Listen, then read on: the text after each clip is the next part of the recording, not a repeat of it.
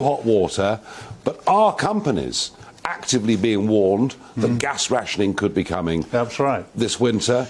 Putin, well, we can speculate, but Putin perhaps going to take control of the whole of Donbass. It looks that way. Yes. And as the rhetoric of the West rises up a few more notches, I mean, all he has to do, surely, is just turn down that tap a little bit, and we could be in very real trouble, couldn't we? Yes, I think since we last spoke about this issue, which was several weeks, I mean, even months ago, I think. At least 2 months back, yeah. What I was warning about, the possibility of energy rationing, yes, has become a probability rather than a possibility.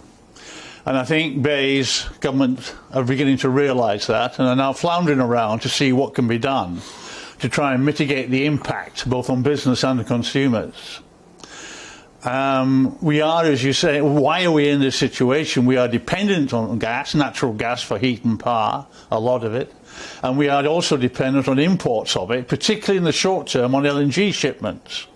And everything that you've read in the last few weeks is all contributed to the fact that the LNG market is going to get tighter and that there will be a scramble for LNG, particularly from the likes of Germany and also throughout the Western Europe. We've got an issue with Norway and supplies to Europe as well.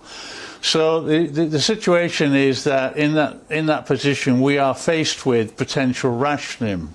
What we need right now is a energy security contingency plan, in my view. And that would mean storage and things like this, which we've basically... There are four things, yeah. We'll be getting rid of. Please outline the four things that need to be done, because I think there are four things that need to be done. As we face, we're midsummer now, but as we face towards autumn and winter, this could become the most important issue. Yeah. It's first of all worthwhile making a point that it's not just the invasion of Ukraine why we're in this. We're in this years back because of the decarbonisation programme and the rush for green energy and the marginalisation of gas, which meant nothing could be done to underpin gas investment of any kind. But that aside, we've got a situation where we need to do four things. The first thing is there has been talk between Centrica and government about reactivating the Rough gas storage facility. That deal needs to be done quickly. Centrica have said that it could be ready within 3 to 4 months.